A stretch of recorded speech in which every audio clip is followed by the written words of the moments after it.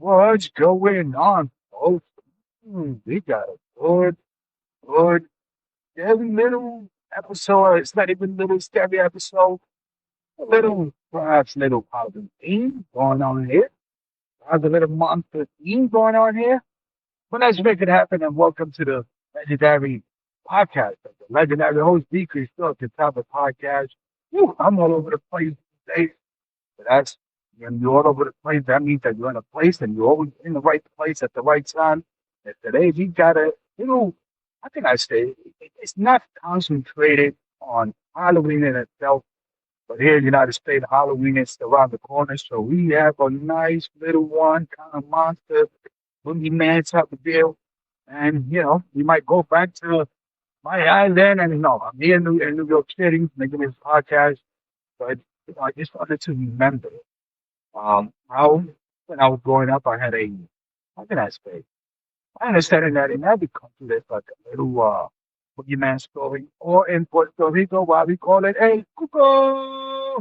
Yeah, El Cuco. We're gonna kind of talk about what El Cuco is in Puerto Rico and here in the United States. Again, El Cuco, for the most part, it's folklore used by adults, parents, aunts, uncles, adults to scare kids. Well, just about everything, and sadly, that's in Puerto Rico. It's called El Cuco, L, and then C-O, C-U-C-O. And yes, in every country, we have a little bit of Cuco thing going on, a boogie on a little folklore story to get kids to go to sleep early, to eat that veggie, to eat the whatever the case that is disgusting, even if your parent made it, your mother made it bad soup. But you know what? You ate it because there's Cuco is about to get you, and let's get it on. And you know what? That was in Puerto Rico, but for some reason, coming to the United States, that Cuco became a crackhead. To my fellow brothers and sisters in here in New York City in the car, and I came to the United States, a lot of my Puerto Rican brothers and sisters was under the influence of certain drugs.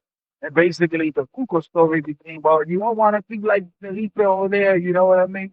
Look like a zombie over there, or, you know, under the influence of certain drugs, you know what I mean?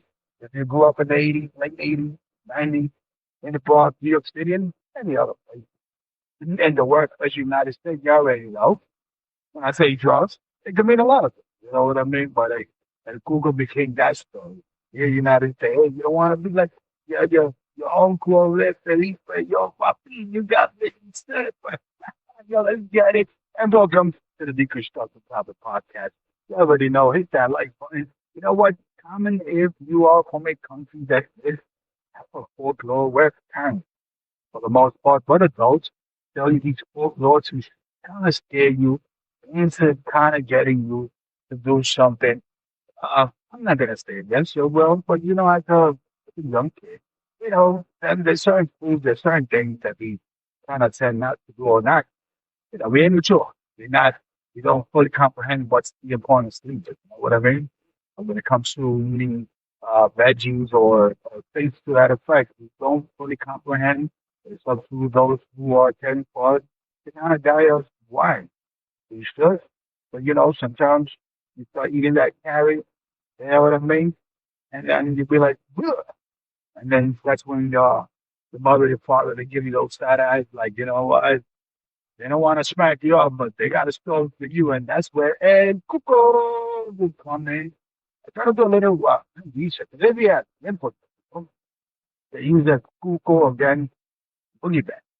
From my understanding, again, I go back, try to do a little bit of research. And you can't pinpoint where the story came in now, for the most part. If you look at other countries, especially what those, Hispanic land countries, whether it's Mexico, Central, and South America, they all have kind of like a similar story, and that a lot of times it starts to add up a little. What could I say? Loose end here, and for the most part, being that we were under the Spanish,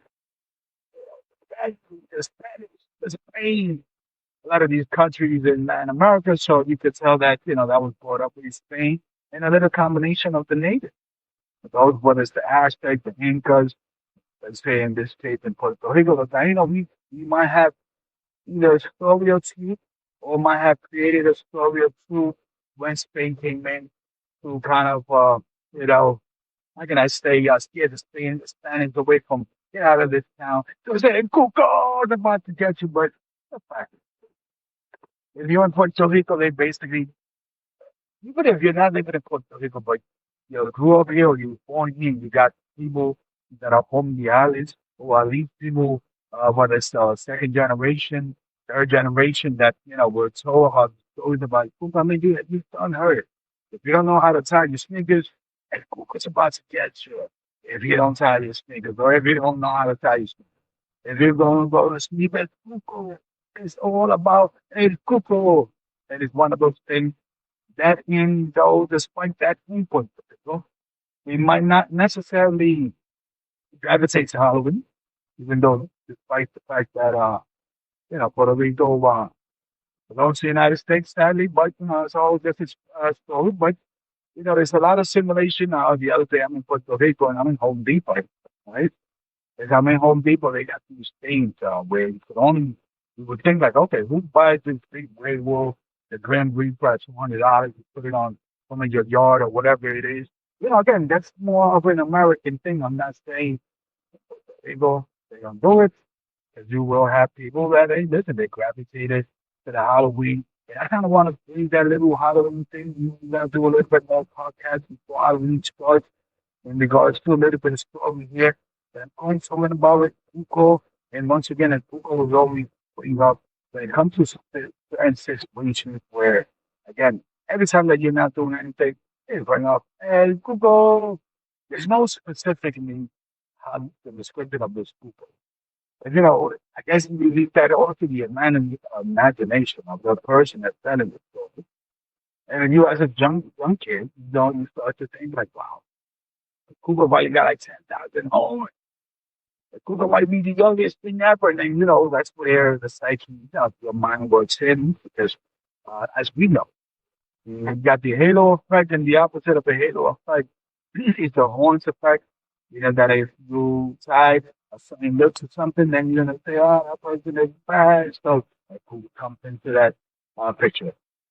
And, as we grew up in a Christian household early, the Cuco was handsome used at certain times, especially, with my mother and so on. But, I understand that try to kind of distance myself from it. But, sadly, wherever you go in Puerto Rico as a young kid, that's all you hear is that Cuco, Cuco, Cuco. Now, in other parts of land country, Cucuoy, which is Cucuy. And there's been episode, if I'm not mistaken, I believe it was the X Files, the X Files. They might say it right. Like, yeah, right. There was this. I'm trying to think here. There was a TV show, something with the Grimm. And it's based on the Grimm brothers story, but it was kind of modern. And there was a couple of episodes that did kind of talk about that folklore in the land country. Once again, they call it Cucuoy or Cuco. Once again, because there are more of a population of Mexican and Central American, obviously, and South American and Puerto Ricans, then that kind of they have simulated that situation to that story, to the mainstream, like Cucuoy or something. Yeah, I'm trying. I think that is the name of the show. But I enjoy that show. I mean, different monsters, mythic, folklore stories. You know what I mean? Like the Onan, the name of field, Chupacabra. Um, you have all these ghost fucking whatever monster things, and and it's that time with Halloween kind of, how can I say, it enhances those stories. And the stories with Cuco, again, it's throughout the year. You don't hear those stories, especially in Puerto Rico and towns or these areas that are populated by Puerto Ricans here in United States. Cuco is 24/7. Those stories, like, yo, if you don't do it, then Cuco. Why? Cuco. Man, oh man, everywhere you think you did. And look, with all the respect to my elders, I wonder how the hell did a Cuco look to you? You know what I mean? 'Cause I think that if, let's say, my parents, my aunts, my uncle, whatever it is, if their parents told them that the Cuco had one horn, By the time that it got to me, it was like I told you, I had 10. We looked at all of them, we looked at crazy. People can also kind of gravitate and family. When somebody's not good looking, people be like, "Oh no, he look like a Cuco. He look like a ugly Cuco." And I'm like, "Oh, we don't know what Cuco look like, right?" I understand it's not really a description of what it is. I guess we left it as a folklore of the imagination that looked something where it's scary, that will make you eat those veggies that you never ate. You know what I mean? Like, listen, with all due respect, I know people, they all do. Who, make some stew there that just tastes like, and I ate it. And I think I licked the whole bowl in the spoon. I think I ate the bowl in the spoon because they kept down telling me that if I don't eat that bowl, I eat that spoon, but that spoon and Cuco is about to get. I just that thought, you want to close your eyes and you go to sleep and you want to wake up as fast as you can because you know what? Think about it. As a child, the imagination goes crazy. But any little thing that's like any little sign, listen, you bet that. We got some adults who are freaking fun. And they play it out, you know what I mean? And I think, in my household, they might have played out like a Cuco was coming or this a shadow.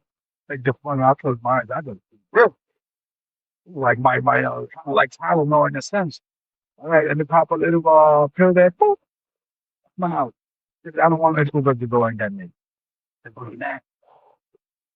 Regardless, once again, then if you are in those countries that, hey, listen, regardless of where you're at, and I see that my podcast is all over. We got places, countries in Europe. I see Germany, Italy, I see Spain, I see Russia, I see certain countries in Africa, South America that are listening to my podcast. I wonder what is that community story where those elders use. And it kind of reminds me a little bit of this movie called The Village, where I'm going to spoil it for you. And my understanding of the village is that there was windows. If you watch the movie, you think like the movie was made like 200 years ago. Well, at least the setting of the movie to come and find out that there was these elders who would potentially, put on these students masks and they're scary and kind of scared people in those villages, especially the young people, to not kind of wander off the village to find out that all along they've been living in modern times. It's just that they this village that they want to keep secret and they don't want the people to kind of run out the woods and whatever it is. And I remember when I saw that movie, I'm like, what in the world is going on there? And Thailand is the individual. Some people they not enjoy it, it's too slow, but kind of have that fight. You like, so you kind of see that Google kind of plays into that mind where you kind of use it so that you can limit to where or how can I say to you wonder to say, you know what? F that. I'm gonna ride my bicycle. I'm not gonna eat this. I'm gonna ride my bicycle. Matter of fact, I'm not gonna eat this bowl of food. You know what I mean? Because it's disgusting. So what I'd rather do is do this. So the limit kind of you to think that, hey, if you ride your bicycle, that boogeyman's gonna go after you. Guess what? You're gonna eat that stuff. So that's the story. Oh my Cooper, just to introduce that little folklore once again. The thing is, if we kind of let difficult to find out and to pinpoint what it is, but a lot of these folklores, and I really enjoy folklore, but a lot of these folklore, especially if it's done orally or anything to that effect, they all have these little kind of a little bit of everything. A little bit of the old, a little bit of the new, a little bit of that, the time with the colonials, the Spanish, a little bit of the native, the Tainos, and so on. And all these folklore kind of like fades into this own little world, and it becomes its own entity. And that's where we come once again. And Cuco, let's get it. Hit me up. You already know. Hit the like, comment, feel free to share. Yeah. Enjoy your Halloween, but I'm pretty sure that we will hear from you. And listen and subscribe to my podcast. You know what's gonna get you. Hey, Cuco. Or me. Let's go. Take it out, and I'm out.